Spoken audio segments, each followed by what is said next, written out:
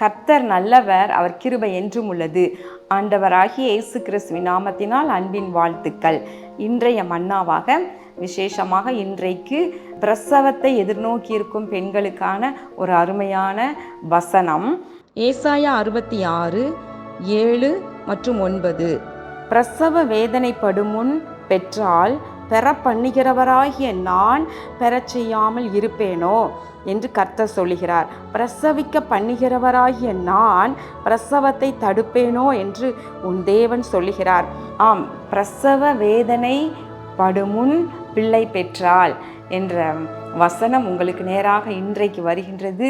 ஒருவேளை கர்ப்பிணி பெண்கள் இந்த இன்றைய மன்னாவை நீங்கள் பார்த்து கொண்டிருக்கலாம், அல்லது உங்கள் குடும்பத்தில் அருமையானவர்கள் யாராகிலும் பிரசவத்தை எதிர்நோக்கி கொண்டிருக்கலாம். கர்த்தருடைய வசனம் சொல்லுகிறது, பிரசவ வேதனை வருமுன் பிள்ளை பெற்றால்.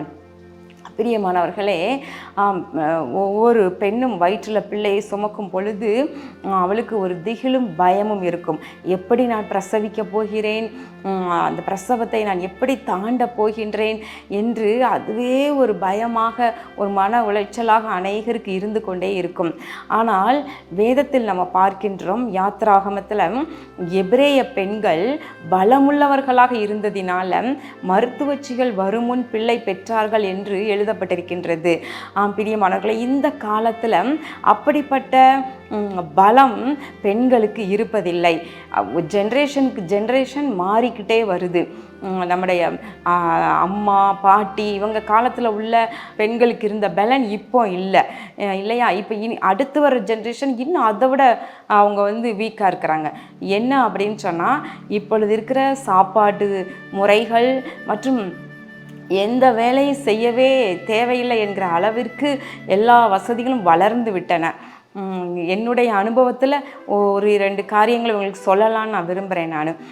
நான் என்னுடைய கல்லூரி படிக்கும் பொழுதும் ஸ்கூலில் படிக்கும் பொழுதும் எங்கள் அம்மா அப்பாவும் டீச்சர்ஸு எல்லாருமே காலையில் வேக வேகமாக ஸ்கூலுக்கு எல்லாம் கிளம்புற அந்த அவசரத்தில் நான் எங்கள் அம்மாவுக்கு அப்போவே நான் எல்லா வேலைகளும் செய்வேன்.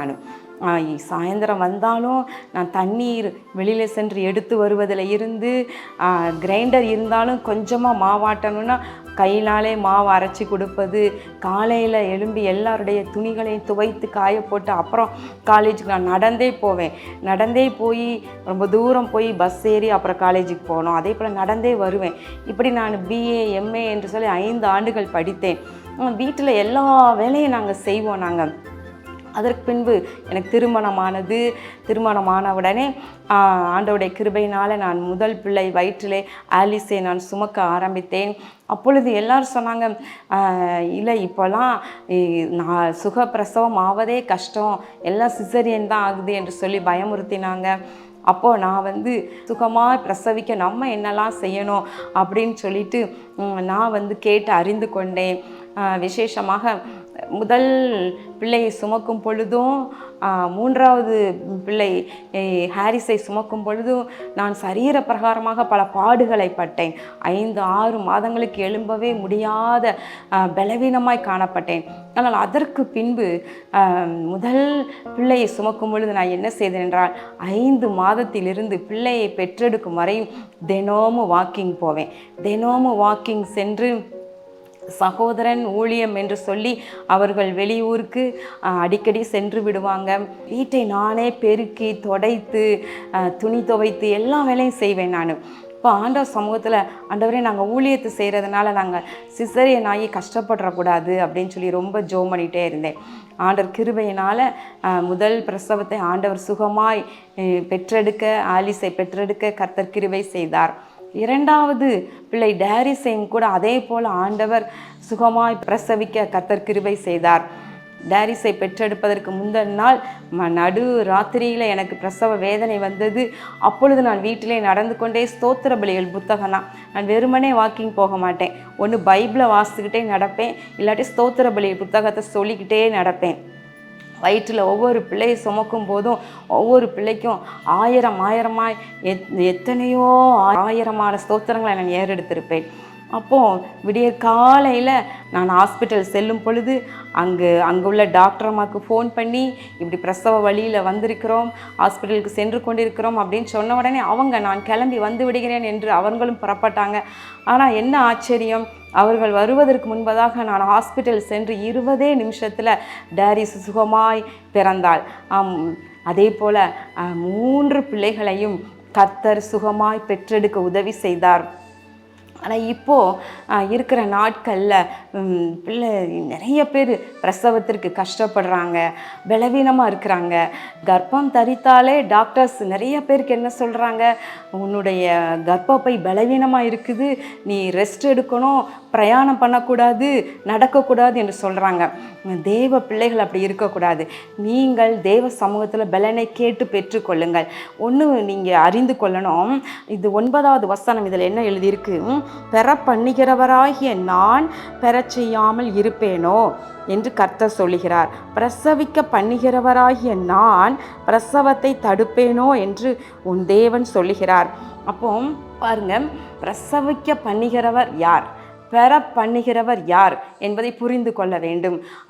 ஒரு பிள்ளையை தாயின் வயிற்றிலிருந்து சுகமாய் பெற்றெடுக்க உதவி செய்வது கர்த்தர் தான். ஒருவேளை உலக பிரகாரமாக டாக்டர்ஸ் காரணமாக அவங்க இருக்கலாம், ஆனால் ஒரு பிள்ளையை சுகமாய் அந்த பூமிக்கு கொண்டு வருவது கர்த்தர் தான். ஏன்னா தாயின் வயிற்றில் அவர் பாதுகாக்கிறார். நான் தாயின் கர்ப்பத்தில் இருந்து வெளிப்படும் போதே உமது சார்பிலே விழுந்தேன் என்று சொல்லி சங்கீதக்காரன் சொல்லுகிறார் பாருங்க. அப்போ பெற பண்ணுகிறவர் கர்த்தர் என்பதை நீங்கள் புரிந்து கொள்ள வேண்டும். ஆமேன். ஒரே ஒரு உதாரணம், எங்களுடைய 2வது மகள் டாரிஸினுடைய பிரசவத்திற்காக நாங்கள் ஹாஸ்பிட்டல் சென்று இருந்தோம். அப்போது காலையிலிருந்து அவள் பிரசவ வேதனை வலியினால் கஷ்டப்பட்டு கொண்டே இருந்தாள். அன்று இரவு ஆயிற்று, வெகு நேரம் ஆயிற்று. அப்போது பிரசவத்தை அவளுக்கு கவனித்து கொண்டிருந்த டாக்டர் சொன்னாங்க, அந்த அம்மா உனக்கு காலையில் தான் குழந்தை பிறக்கும் என்று சொல்லி சென்று விட்டார்கள். இப்போ காலையில் தான் பிறக்கும் அப்படின்னு சொன்னால் அவள் வழியில் கஷ்டப்பட்டு துடித்து கொண்டிருக்கிறாள். அதை என்னாலையும் என்னுடைய கணவராலையும் டாரிஸினுடைய கணவராலையும் அதை பார்த்து கொண்டு இருக்க முடியல. இப்போது நான் பக்கத்தில் எதிரில் உள்ள ஒரு அறையில் போய் சென்று, ஆண்டவரே இப்படி என் பிள்ளை கஷ்டப்படணுமா என்று சொல்லி நான் ஏங்க அழுது ஜோம் பண்ணிட்டு இருக்கிறேன்.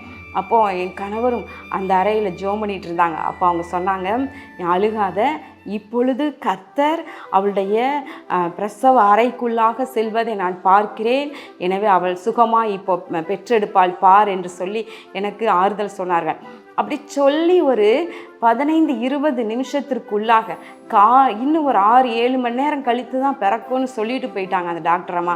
ஆனால் என் கணவர் சொன்ன அந்த 10-15 நிமிடத்திற்குள்ளாக உடனே அவள் பிள்ளையை பெற்றாள். பிரியமானவர்களே, அப்போ நான் நன்கு அறிந்து கொண்டேன், பெற பண்ணுகிறவர் கர்த்தர். ஆமேன்.